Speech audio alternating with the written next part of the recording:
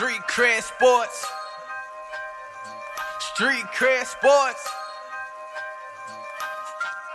I'm crossing over. I'm Euro stepping. Hello, this is Keenan in Street Cred Sports Training, and welcome to another episode of Time to Ball. This is episode 114. My man.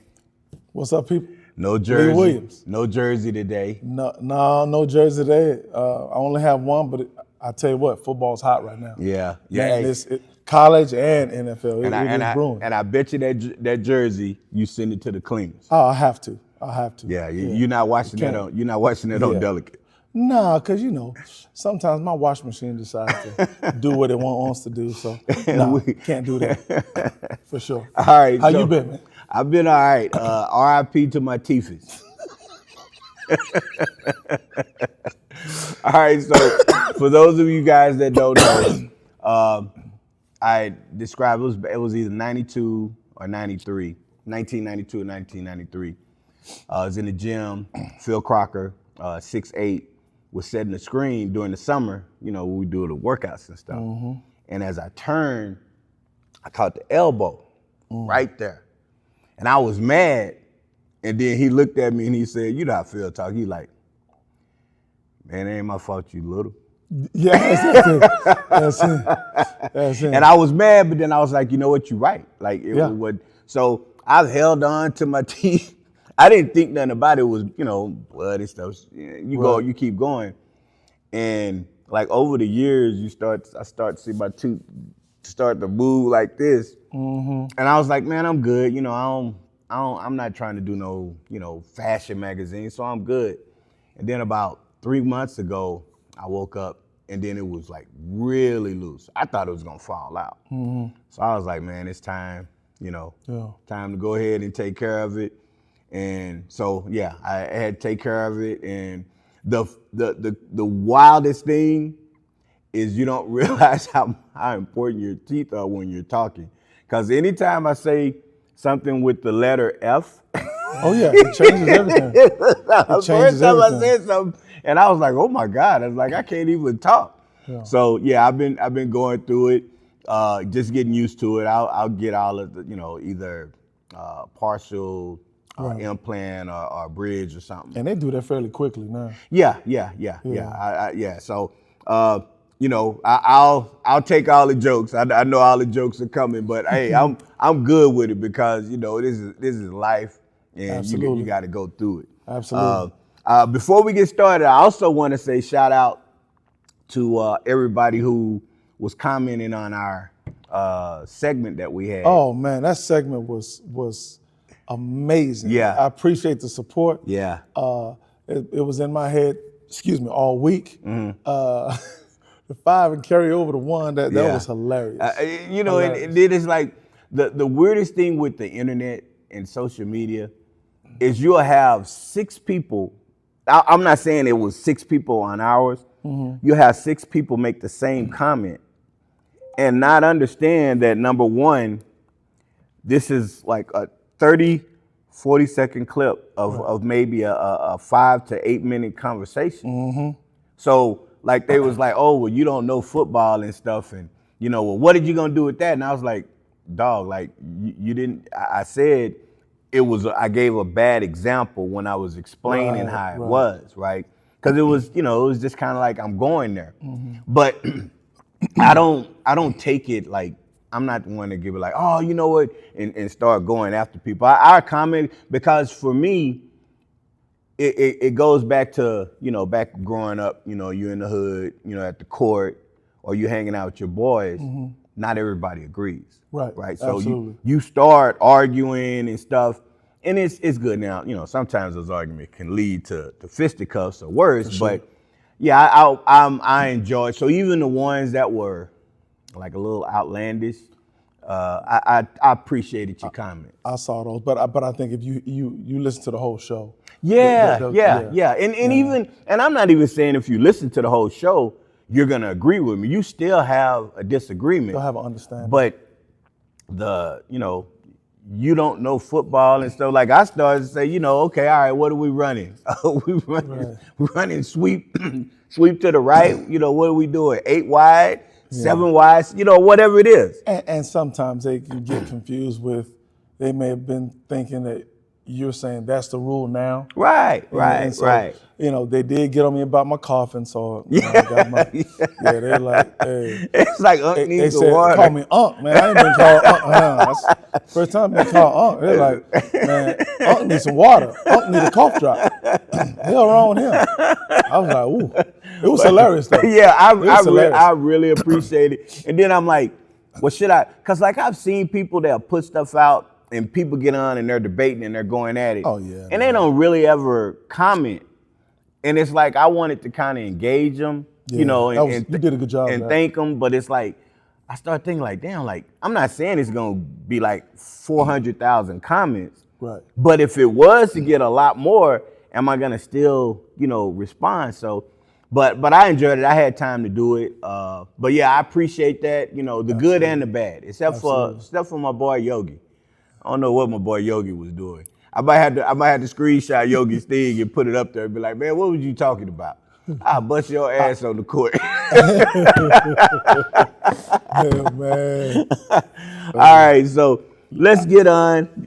You have something else to add? This dude here, man, don't challenge him, folks, please, because he turns into a different host. I'm gonna tell you right now, man. Because the first thing I thought about was when he said that, I started to comment and then put the other store. I started to tag him and put the store post like, yeah, all right, you keep on talking, dog. I'm gonna invite you to the store. But nah, it was all good, Yogi. Absolutely. I appreciate you. Don't get him started. All right, so let's get into things that interest me. All right, what you got? We got to get into the CP3 fiasco, man. Oh, man. You want to kind of break it down to him and All right, so CP3, Chris Paul. Yeah. He's had a long, illustrious career. Right. He got he got signed with the Clippers. Correct. And you've seen people say he's looking older. He doesn't seem to have that same speed and stuff, that he's had previous years, but he's still, I feel he's still effective. Now, the Clippers decided to let him go, right? Which is what happens, right? I believe as last I looked, they were 6-17 or something. Right. So right now they're bad. not a good team. They're bad. Well, anybody who knows Chris Paul and who's had him on their team knows that he's vocal. He has a leadership quality about him. And he'll, there are some other shenanigans with them stuff, but I'm talking about on the court, not off the court. But, some of the things he's done, he's borderline dirty with some of the hits he's hit and stuff. He is dirty. He's dirty. Yeah, but all in all, he's always been, about creating a good environment. And wherever he's been, they've traditionally been really good teams. He gets released. Which, I don't think anybody's disputing the fact that they released him. Now, why they released him and how they released him are the things that everybody's talking about. Right. And they said they released him at 3 a.m, so he, woke up and he was dismissed and was no longer on the team. As great as Chris Paul is, people have, I'm going to say, miscalculated, and really his leadership is distorted. He's disrespectful and rude. And this, he's 90s to 2000s, you could probably get away with that. Yeah. With him being the top dog. But people are looking at him like, look, man, you in your 40s, this your last year. You really can't play that well at this point in time. Mm-hmm. You can't tell the front office that they don't know what they're doing and things of that nature. Yeah. Telling Kawhi, you need to be doing this. He was caught. He is so cerebral with the game, he calls his own defenses. Right. So Van Gundy was like, hey, man, you were allowed to do that at some of those teams, but not out here. Mm-hmm. So, I just think Chris Paul brought a lot of this stuff on himself. He has to adjust just like coaches have to adjust to this Right. new wave of guys. So let me ask you on that point, because basically he was dismissed for the team for, making comments about the schemes, the front office, Yeah. and him and Jeff Van Gundy, who's a NBA head coach, now he's still assistant coach now. Right. They butted heads, right? So they let him go, and Chris said it hurt the way they did it. There's been talk about Lawrence Frank, who's the front office GM, who's had his fingerprints on a lot of things that have actually, people say it's been destructive. They let Shea go, Shea goes and stuff. So bad. it's all of that stuff. I don't want to get into that, but the point you made just now, I want to try to expand on. Them knowing the type of person that Chris is, how he is with his being cerebral. Do you think that they maybe brought him in and tried to talk to him to find out, like, hey, I want to get your input on some of these things? I honestly think Chris Paul was brought in, number one, it was a gift because he said it was his last year. Yeah. They brought him in, and they have some guys that really need his tutelage, if that makes sense. Yeah. And so, for me, it probably wasn't what he said, but how he said it. Right. His delivery is always off. Right. It seems to be always off, and he's never changed. And I've always questioned his leadership because, Kobe was pretty hard on guys, but as he started to understand personalities and people and camaraderie, that toned down, Not with everybody. Well, depending on who you were. You can't come to Kawhi and tell Kawhi this and this and that. Look, Chris Paul, I'm just gonna be honest. You haven't won. Nah, yeah. You haven't won. So so just to expand on that, absolutely. you're saying the fact that he hasn't won doesn't give him the right to talk to Kawhi? No. Or like the way he talked to him? No. For me, you have to respect that Kawhi has won a couple championships. Correct? So you're going to come at him totally different than you would a rookie. So here's the thing. In all of this, I was reflecting on last year and this year. Kawhi isn't the defensive stopper that he was. For sure. Right. For sure. He can still score the ball. But to me, my opinion, I don't see the fear in teams when they play them that he's going to go off for 40, 50 points, right? Yeah. The way they used to double him. Now he gets it going one night and stuff, but consistently that. His defense is not, we're going to put Kawhi in the claw and he's going to lock you down. No, those days are done. Right. So if it's kind of, I don't want to say drop, but if it's not where it used to be, right, shouldn't he be okay with being, having an understanding? Yeah, I see it this way, and especially with my players and athletes that I deal with, even parents. I see it as a bank. If I'm putting in deposits, positive deposits, and things of that nature, and I've built that relationship, I got you. Get on you. I got you, and that's key word. He probably didn't build that relationship. No. He probably didn't. But that's part of leadership, right? Yeah. You got to have. He's not the great leader that they think he is. And I think in some ways he is. Okay. In some ways, there's some layers, but I know what you're talking about because he's there. There's always been things said. He rubs people the wrong way all the time. Yeah, I've definitely heard that. And I guess part of being a leader in that aspect would be if there is talk, because I know he's heard it. If there's talk about that, you would really decide to take it upon yourself to work on that. That's part of being a leader, right? It is, but I'll say this too. The organization with the Clippers is so bad, he probably was disgusted. where it is now, where it was when he was there. Right, because if you break it down, he kind of built that organization up. Yeah, he was a part of it. it. He really did. He was a part of it. Now,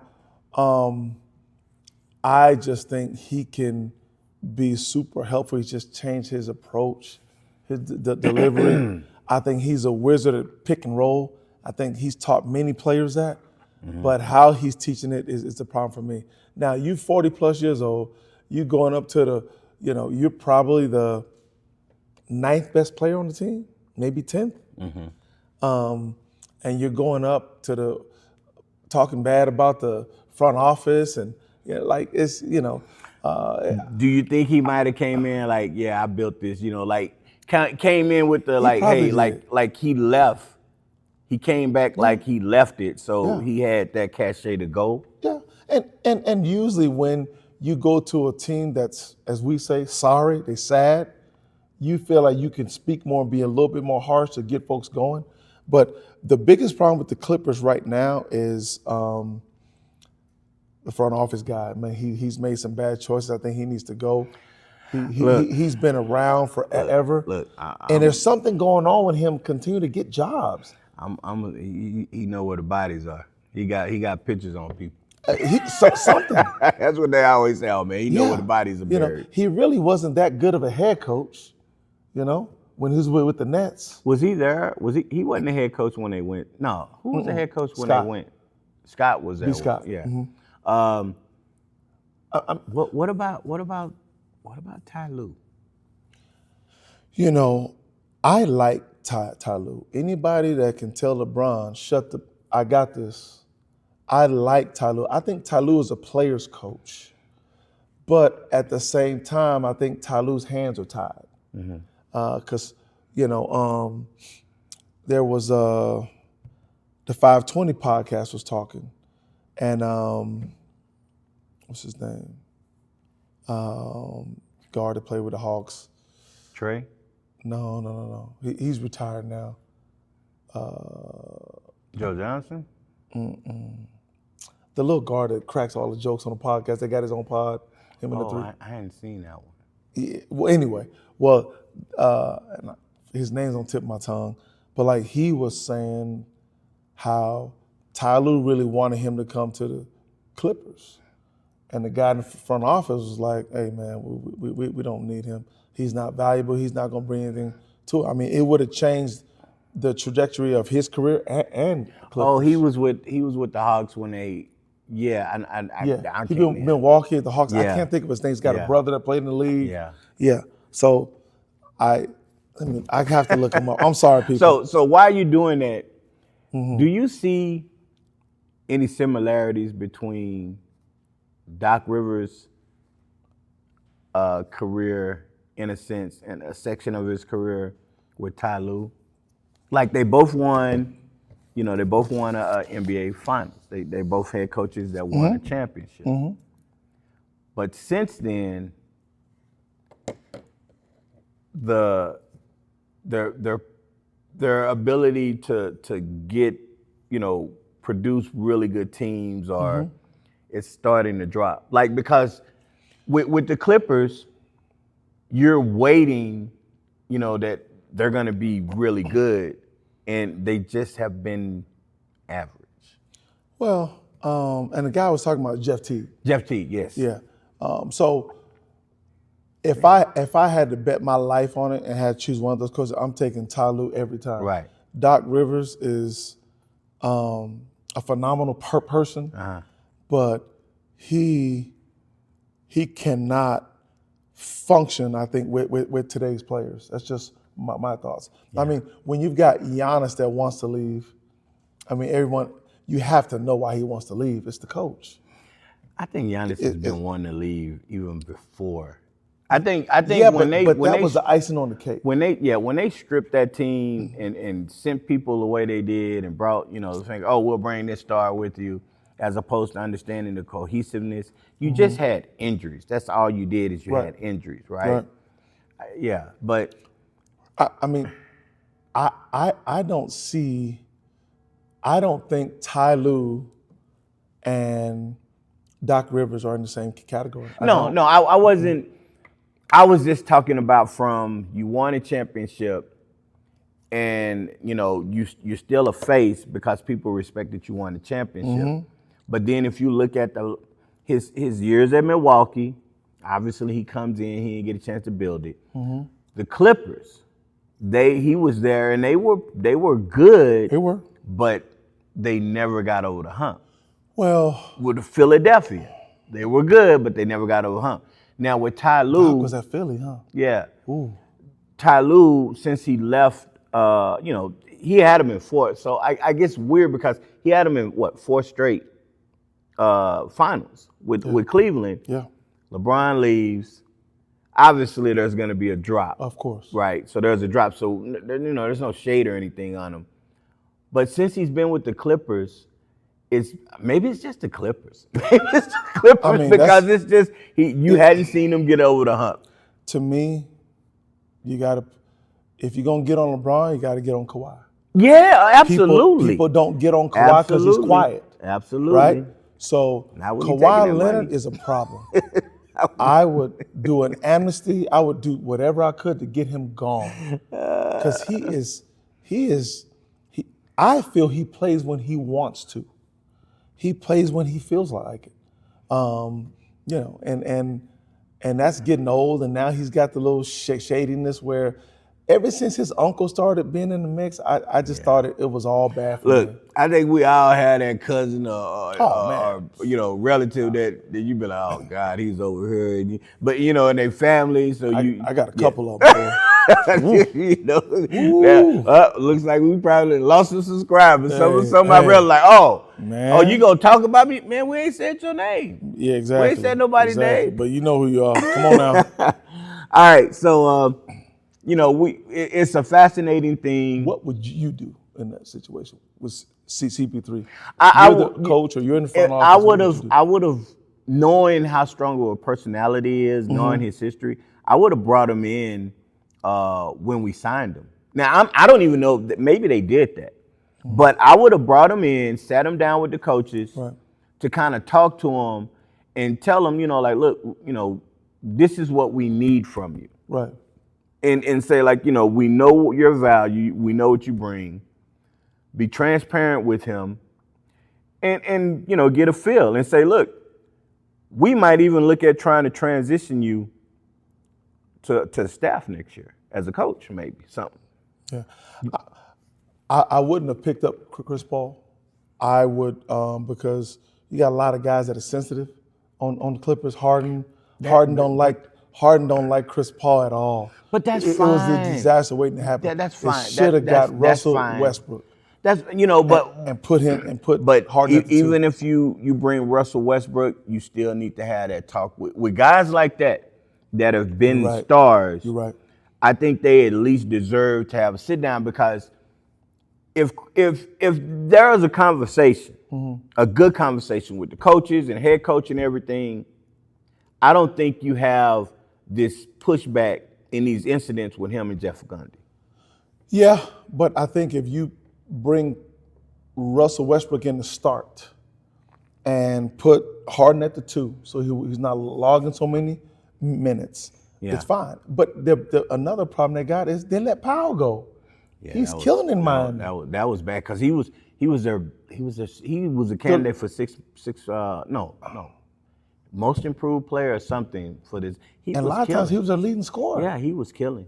I think it was something with the chemistry. And his great thing with Powell was he didn't have to have the ball in his hands. Boom. He moved without the ball and stuff. Absolutely. And yeah, so I think the team is poorly constructed with what they're trying to do.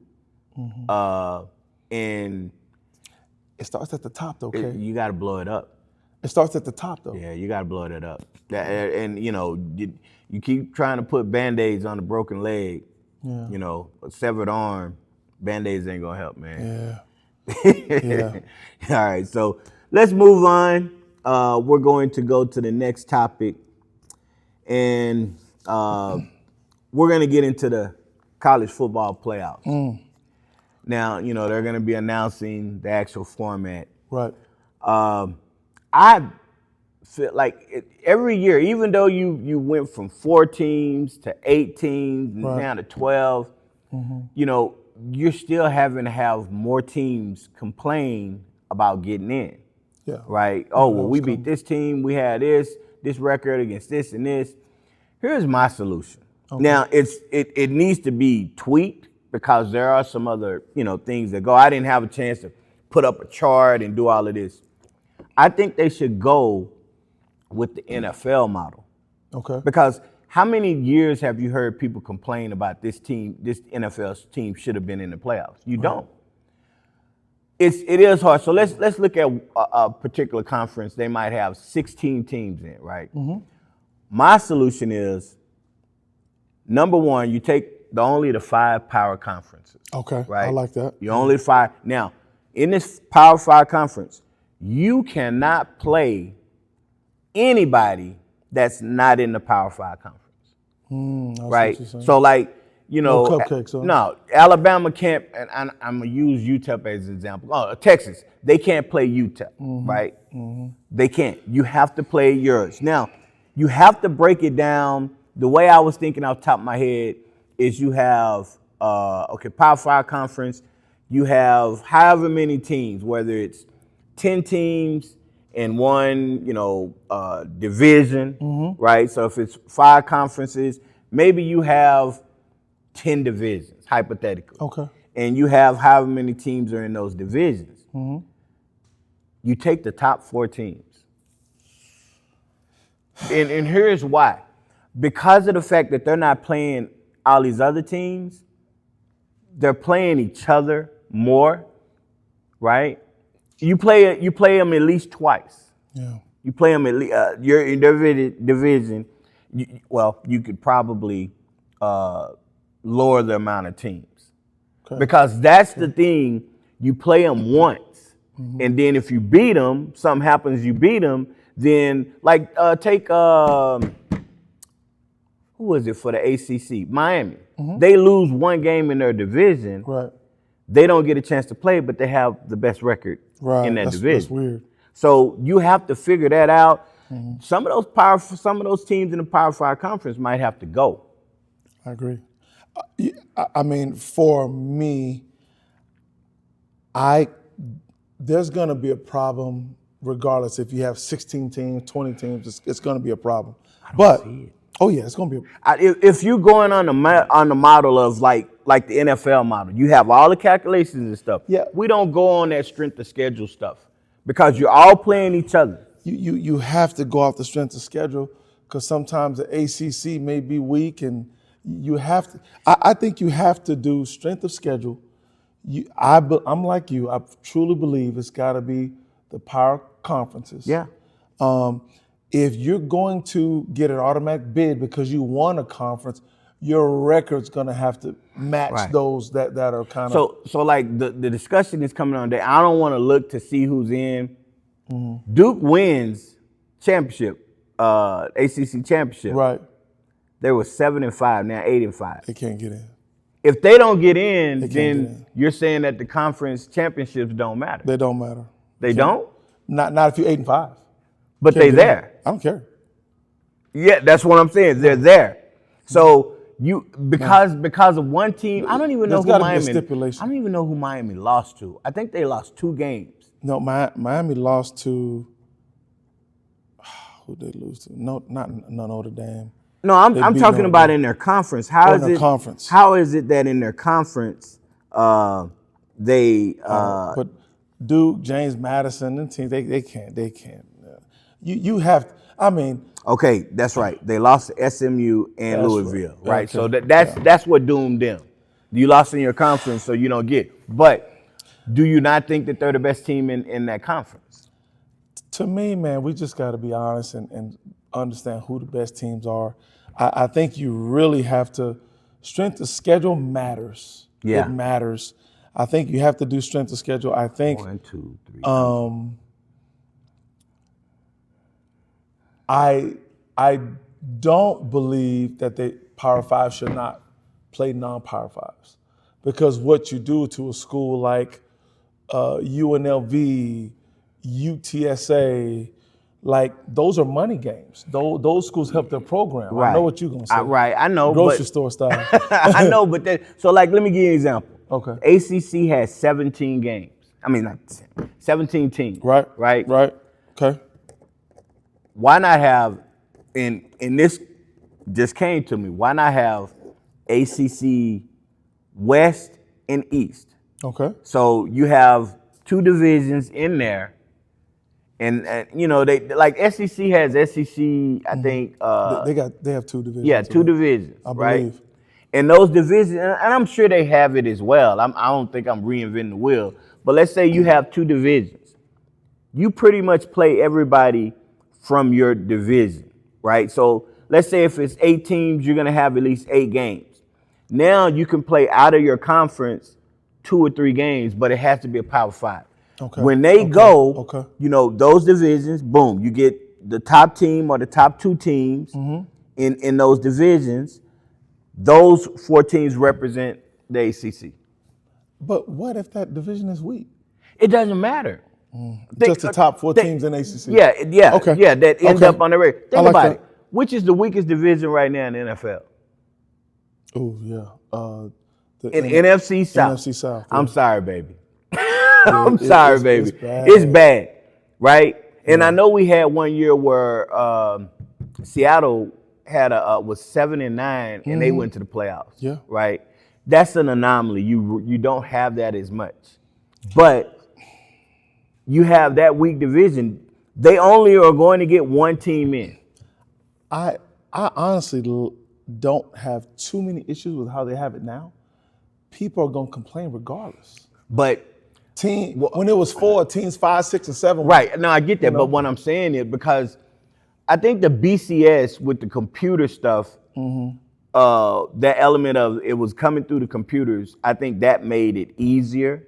Okay. There were still people complaining, but that was the easiest. Here you have people sitting in, and every year they make a decision, and it's like, well, how does that happen? Right. So my question is, how often have you seen that happen in the NFL? You don't. You don't see some team politicking because they didn't make it, but they know. The NFL is almost a totally different sport. But I'm just talking about their model. Yeah. How you don't see it on the professional level. I don't think that would work, man. You don't see it. Because you would have to. Now, you could allow a few more teams in. So it's 12.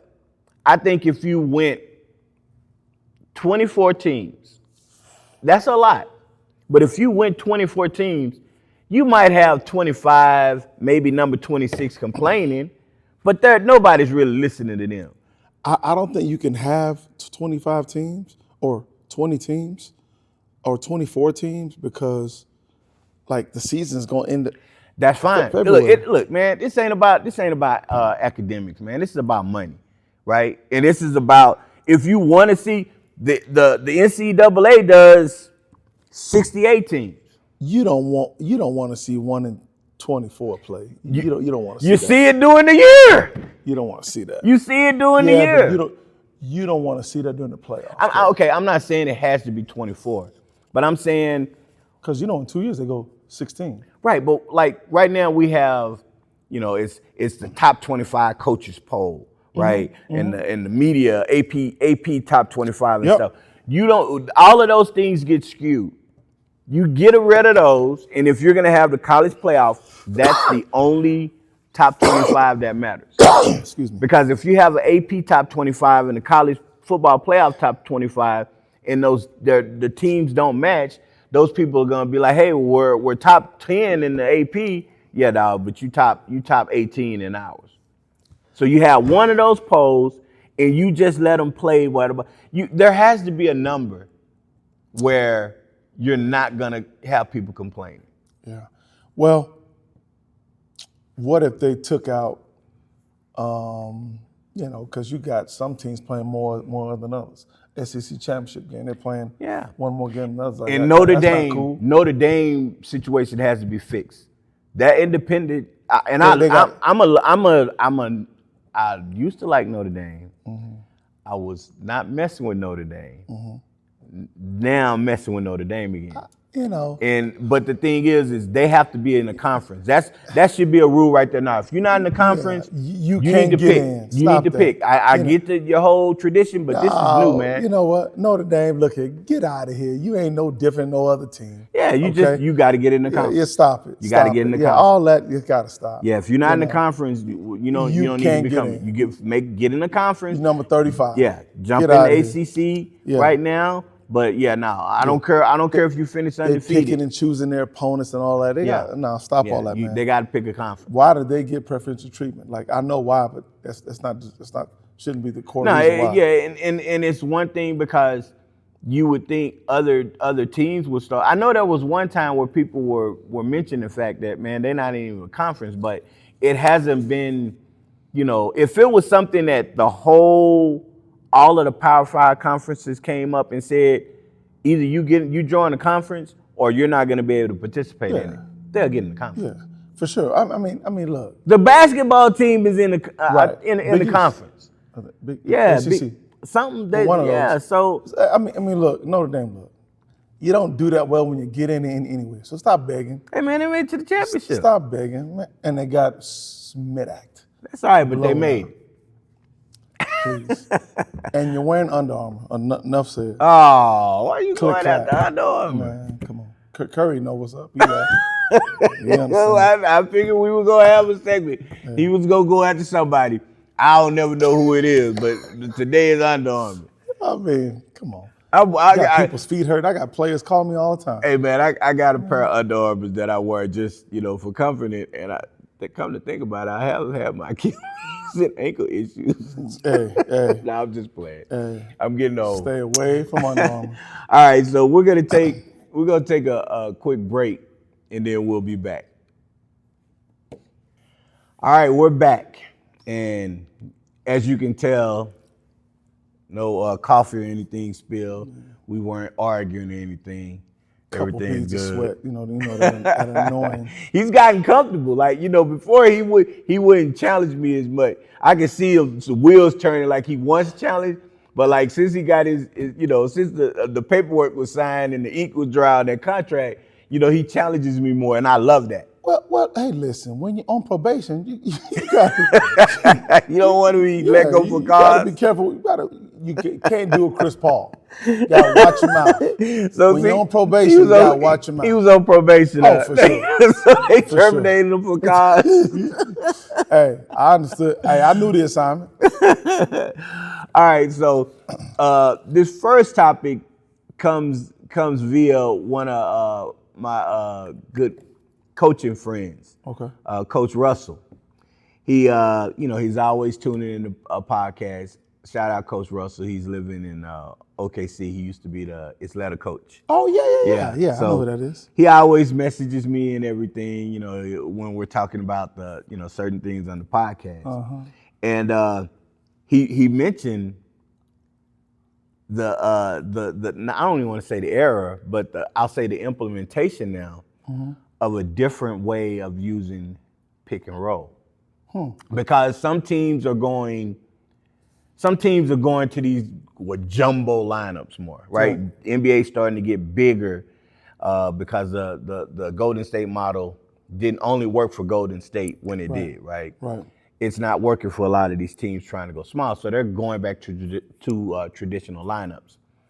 And I'm going to highlight two teams because these are the two teams that you see it more. OKC Thunder and Houston Rockets. Mm-hmm. So when I say big to big, what I'm talking about is 4 and a 5 running pick and roll. Yeah. And in order to do that, your 4 or your 5 needs to be able to handle the ball, shoot. I would even throw Denver in there. Denver does big to big pick and roll. You know what they do? Right? They do. So with Gordon and Jokic. So I really like that. One of the first things I saw, it was back when JJ Redick was playing Philly. I probably had seen it before, but it didn't like resonate with me until I saw it. JJ Redick would come and set the screen for Joel Embiid. Right. and then Joel would go over the screen, and it gave teams a hard time figuring out how to defend it. Yeah. Because if you switch, it's easy. That's the Spain. If you didn't switch, he had a free lane to the basket. But with the big, it's great because you have like Sengun I'll use, right? Sengun It's tough. is tough. He can dribble a ball almost like an elite guard. He's not quick like that, but he has moves and it helps him. When they set it out a little bit higher, you put that other big in a bad position, right? Absolutely. What do you think about it? Man, let me say something. Something I think 3 or 4 years ago, we actually tried it and had some success with it. It was odd. And I'm not saying I was ahead of the curve or anything like that. Yeah, you were. But I am one that is always looking for mismatches. I Right. want to really expose that. And so many 4s and 5s are used to covering pick and roll, but not when they're actually involved in the guarding the person with the ball. Right, because most of the time they drop that guard who's getting the picks has to come over or go under. Right. But with the bigs that, imagine you're a big and you're guarding somebody on the pick and roll. Right. And the person that's setting the screen isn't a guard. That's another big. Right. So, it's very fascinating because you see it more this season. Right. I think I was starting to see elements of it with Denver. Right now, Sengun comes. Once OKC gets Hardenstein, you see it with Hardenstein and what's the kid's name? The OKC?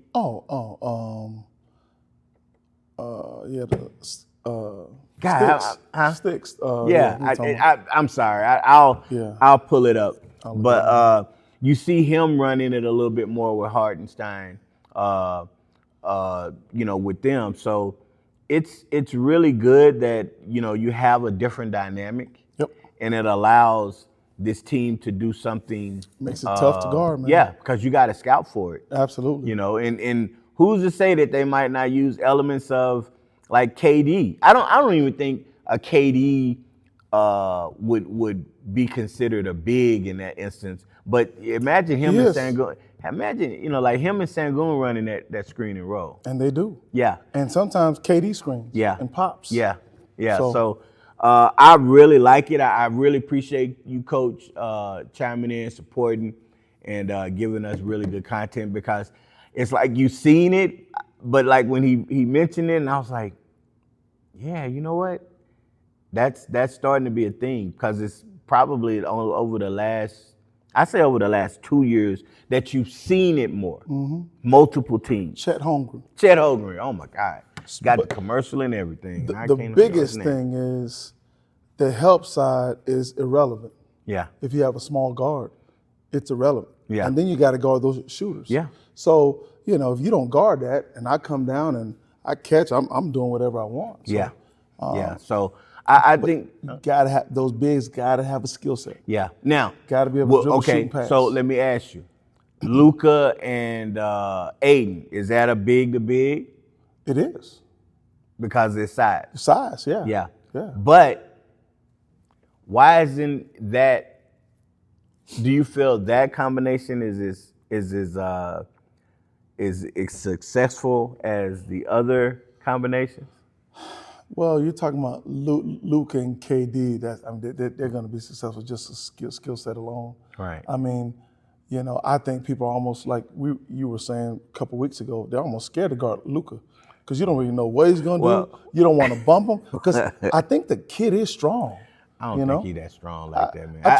The thing that you sound like you want to guard him. The thing, I ain't running from him though, cause he got to guard me too, and he don't play no damn defense.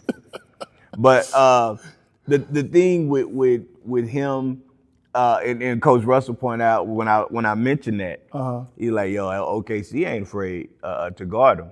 They guard him. They bump their physical with him. Now, Coach, I love you, and I love me some OKC, but they get away with so much fouling. Man, oh man. And it's slick fouling.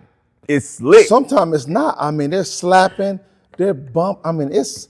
But they defend. They do. Defend at They a do. high level. They- It's more old school, like the Detroit Pistons bad boys in a sense, without the dirtiness. They're not dirty.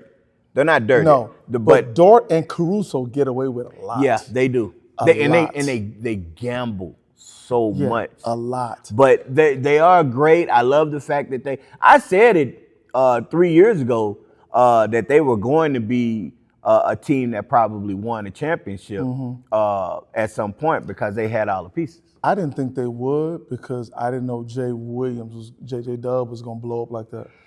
I he really blew up. felt they were going to be in the conference finals and stuff. While we're on the subject, just real quick. Yeah. To me, it seems like the NBA is watered down this year. Like, other than the Thunder, okay, the Thunder, the Rockets look good. Denver looks good. The East, you don't know what's going on. Oh man. Cleveland loses to Golden State last Well, night. you got Indiana PG hurt. Yeah. I'll be sure he's out.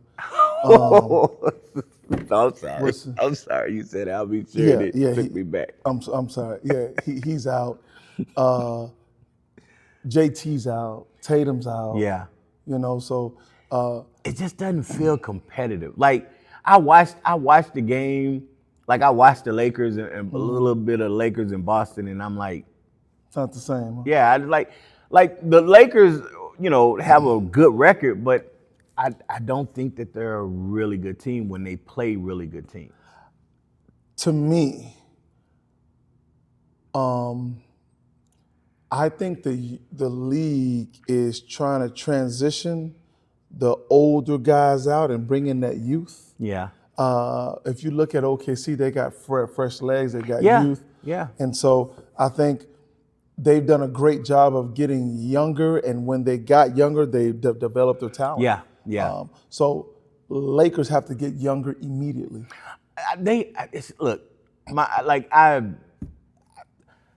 My stance has always been, for me, I don't care how talented you are offensively. You have to defend. You don't have to be team, first, second, and third team all defense, but you got to defend.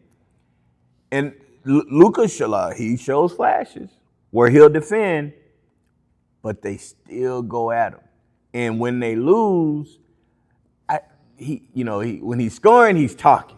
Yeah. He's all talking, he's scoring, he's having fun. But when they start going at him and he makes a mistake and they miss, he's constantly complaining and crying and looking at his teammates. And man, I just don't rock with that. I just don't rock. And I really liked the kid when he first started, but then I started seeing all that, and it's been kind of a turnoff to me.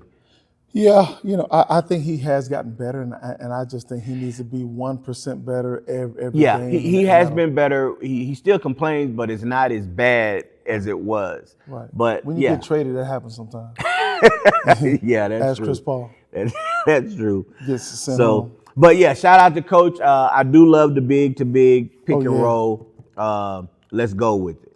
For sure. All right, so my next subject, basketball ideology, is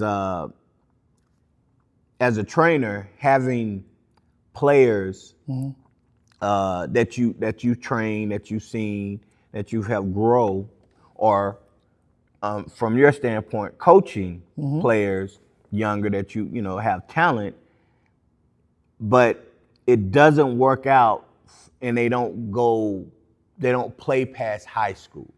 Okay. And I had a particular parent that I keep in touch with all of, I know you do as well. For sure. With all of our kids and, parents and stuff we built relationships with. So they reach out, and through social media, hey, how you doing and stuff. And one of the parents reached out to me, just showing me some pictures of his son and, that, he's doing well. And I still talk to him, so it's not like, I didn't know.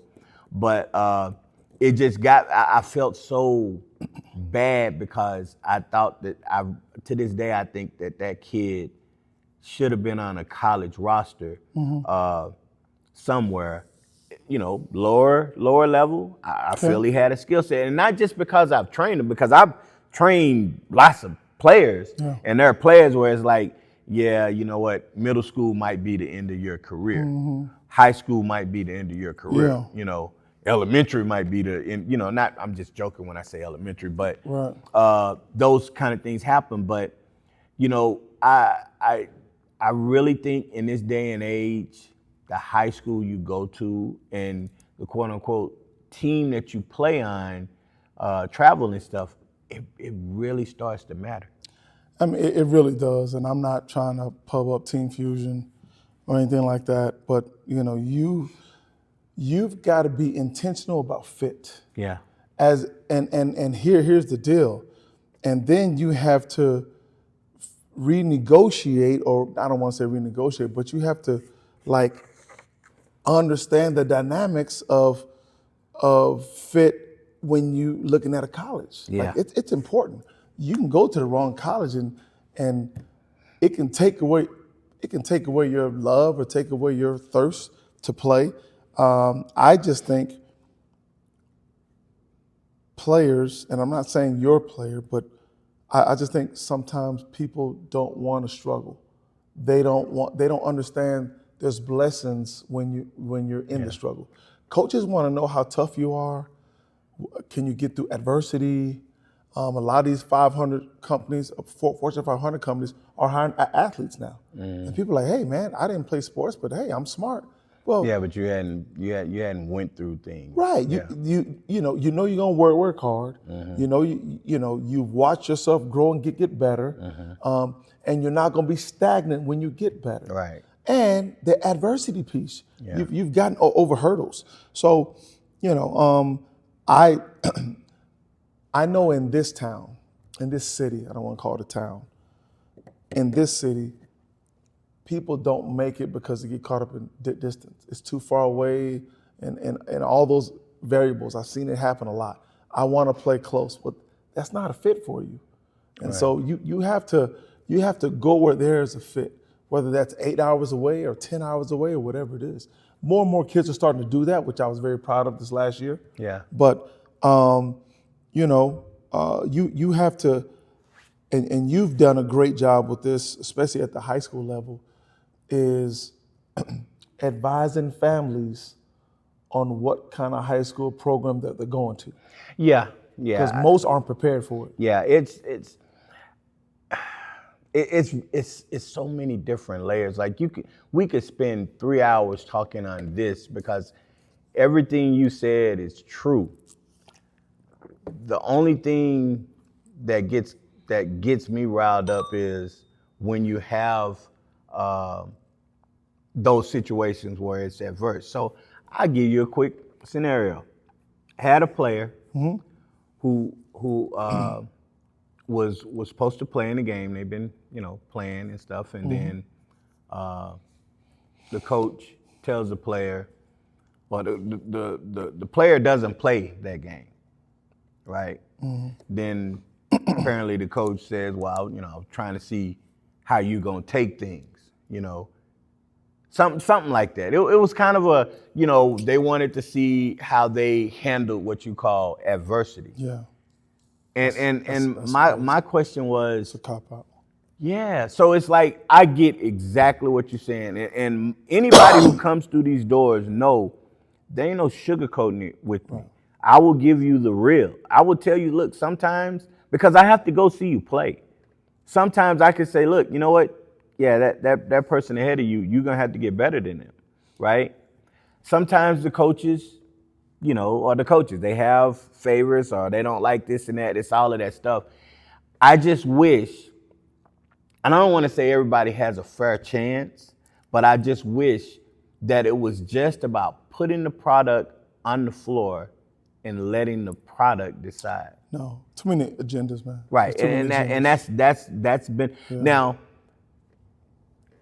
I mean, even in yours, I'm sure there's going to be parents that complain that, hey, you know what, my child didn't get fair shake, right? Now, to me, the way they prove it is if they go to another team and they kill and they get what they were looking for. And it happens. It might not be a good fit. That person might not be. So when I'm telling players about your team, I say you have to make sure you're a fit for that team. Right. If you're not a fit, it's not going to work. Right. No matter how good your player is. Yeah. Here, my job is to try to give you the skills so you can try to be a fit with whatever team you are. I have no control over what high school you go to. But as you say, I do try to tell them, look, this is the history of how this coach coaches. Right? So like when Harper was at Montwood, when I got a kid from Montwood, he needs to work on his ball handling and stuff. And I say, where is he going? Montwood? Oh yeah, now we're gonna work on basic, passing, both hands, pass, cut, screen, being able to handle with a defender up on you and not panic and pick the ball up. Those are the things we're gonna work on because I understand what that coach wants and needs, right? So I feel like I've adjusted my training to fit where you need, as opposed to just trying to, train you. But even when I've done that, it still bothers me that some players that I know can play go to certain schools where agendas come in. I don't know what I do with most of the situations, but then I'm not in the locker room or on all the behind the scenes. But some players don't get a chance to show what they can do. For sure. And then you got the flip side to that. Obviously I'm not gonna say any names, but we had a player that wanted to be the lead guard. I'm like, no, well, I'm the lead guard for my high school team. Right. It's like, no. So I'm that guy. I'm like, put it on out there. Go ahead. But see, you're in a situation where number one, and I guess this is one of the things that people don't talk about, you can pick and choose your players if you want.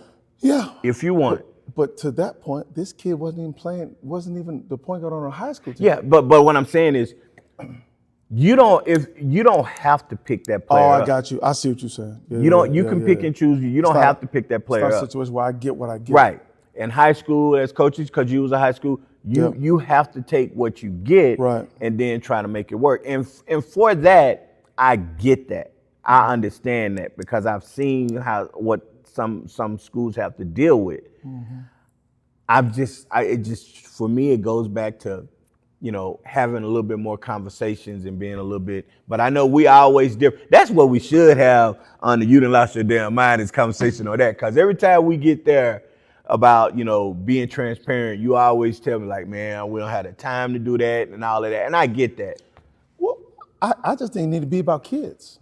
It does. Just be about kids. It does. And again, the one piece with this particular kid that I had peace with was the kid was afforded all of the opportunities, not in high school. We made sure that this kid got a chance to play in some showcases in front of a dozen or so college coaches. That's dope. That's awesome. And the kid got called and was told certain things, but it didn't pan out. So for me, I can look back and say, they didn't think. I still think that he was good enough, but the ones who were making the decisions didn't feel like he could help their team. Right. And when that happens, then you have to be at peace with it. You know what I'm saying? Absolutely. So that's a something. But let's get on to You Done Lost Your Damn Mind. Yes, sir. I'm not even gonna start with it. I'm just gonna let you go. I'm just gonna put it out there. Question to you. Are the Cowboys for real a playoff team or are they not? I know they lost to I got a bunch of calls, not from you, but I got a bunch of calls and, they had to chest out because they beat KC, then they came back and who they beat? They beat Philly. They beat Philly and KC. 4 days. So they got as they always do, every year, get everybody excited. And then Detroit, I almost said Detroit Pistons. The Detroit Lions come in and just put a shellacking. Yeah. Talk to me, man. What's going on? Are they for real? No, I think they had a chance to. They were so behind the 8-ball. I'll just quick side note. Do you tend to say stuff like behind the 8-ball, right? Like stuff that you heard from back in the day, and then you think about like, what the hell does that mean? I'm sitting up and saying they behind the 8-ball, and I'm thinking like, what does that mean? Yeah, okay, but back to what I was saying. Their defense, even though they made those adjustments, they played the Raiders, right? They looked good against the Raiders. Philly has been terrible this year offensively. Even though they've won games, they've been terrible. They dropped 21 on them, and then we don't know what happened with Philly. Kansas City dropped 28 on them, I believe. So their defense isn't much improved. It was just a 2-game sample against teams that were inept offensively, right? They got behind, and I don't think they have a chance. No.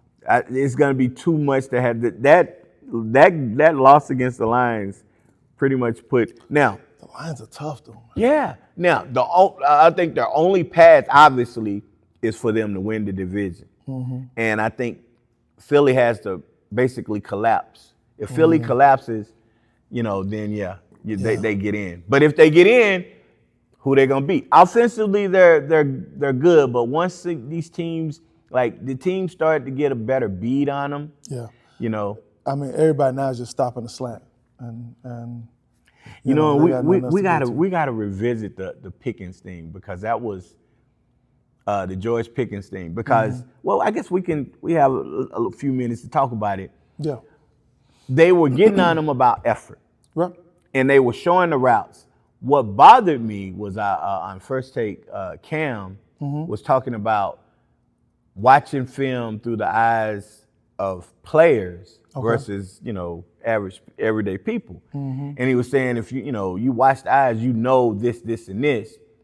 And Ryan Clark and Stephen A. Smith jumped on him. And then he kind of changed his tune with how he responded. And it was like, man, he didn't run. Like, even if you're getting triple teamed, you still run your route the way you're supposed to run it. You don't give up on your route. Triple team, man. But what I'm saying is, it's just a bad look. You still run it. You run it because you want those 3 to be wondering if you're going to get the ball. If I watch film defensively and I see every time they run this particular play, this is what he does. I got 3 games of film against this. He always does this. If I'm guarding you, when I see you come out of your break the way you consistently do it, I know what I'm looking for. Right. And if it's a slant, out coming this way, and you're supposed to take me 15 yards deep, and I know that when you do it, you're not getting the ball, that's how interceptions come. So I always feel like you should run it, because you don't ever want anybody to have an understanding of, he ain't getting the ball. We know you're not getting the ball all the time. Right. And I think he probably needs to change up, maybe his footwork or something, because I think he's giving some hints away with what he's doing. Yeah, and that slant has been, but like, the thing is you keep doing it over and over, they're going to adjust. Right. So they adjusted. But that one comeback, at left side comeback, he didn't run it. And if he would have ran it and came back hard the way he was, I think that would have been but I don't. My thought with why he started doing that was the Floro guy that was when CD went out. Yeah. Dak started going to that kid, and that kid had 13 targets. He got in his feelings. And touchdown, and Pickens didn't have it, and it was like, but it's like, look, they're sending 3 or 4 you at. Right. I'll get you the ball. He's gonna be open. I'm Yeah. gonna throw him the ball, but let me figure this out and I get you the ball. Yeah. But yeah, back to what you were saying with the Cowboys, man. That Pickens got to be careful, because it's a contract year. yeah. And I think people like First Take, kind of on him like that. killing his money. But it wasn't just First Take. It I know, didn't start with. It started with Richard Sherman, Yeah, and I then know. it went on to that. But and that was the thing why I didn't understand why Cam said it. Is like, yo, like these are NFL guys that played and analysts and Yeah. executives. But They're all Richard saying Sherman, the he same. does too much sometimes. Yeah, but he wasn't lying, Was though. he, yeah, exactly. He Was he wrong? That's the question. No, he wasn't lying. So I don't know what to say about the Cowboys defense. I just know that since they lost, I heard a lot about it. Yeah, they stopped talking to me too. 'Cause I'm not a Cowboy fan, obviously, but I do like Dak. I like CeeDee Lamb. I like some of the players, the young running back they have. I feel like they're about 3 to 4 pieces away, in my opinion. Yeah. Defensive side, I think the offensive set. I think the offense set, but Yeah. I think as the years go by, they get used to what they do and teams adjust. So Yeah, but I think with the better defense, they're doing something. Yeah. All right, so we're gonna end it here. Like, follow, subscribe, comment. Let us know what you think. We will be taking a break. I'm not sure if it's gonna be a week, a month, 6 months. We got some contract negotiation stuff going on. No, I'm just playing. We're gonna take a break to relax and enjoy some things. He has some things coming up. I do as well. We will be putting information out. I might be making an announcement. We're going to be trying to do some other stuff where we're still hanging out, but we're going to take a break, maybe a couple of weeks or so. And I usually try to take one. I was going to take one, my usual, in September, but your ass showed up and it's like, okay, I got to keep going because we got the momentum. But yeah, we're gonna take a break. And it's the holidays. Y'all enjoy y'all's family. Yeah. sure. Yeah. I'll be hitting all y'all up in y'all comment sections that like giving y'all my shoe size and all of that, what I like. Hey, listen, this past week was awesome. Yeah. Definitely. Cannot appreciate y'all enough. Yeah. Thank you so much. It's been a joy to watch. I mean, I was on the freeway and I'm pulling over, reading the comments. It was great to vibe with you guys, so interact with you guys, and so he's got some more things cooking, possibly a live coming soon. Yeah, we gotta get that live coming. He's always got something cooking. Him and April got something cooking, man. All right, well, we appreciate you. We'll be in touch. We'll be doing some things. We'll be back 2026. So we're gonna end it like we always do. If it was easy, everyone will be doing it. We out. Peace. Street cred sports, say it with your chest. Yeah. Go get it from the net. Street cred sports, okay, that's a bet.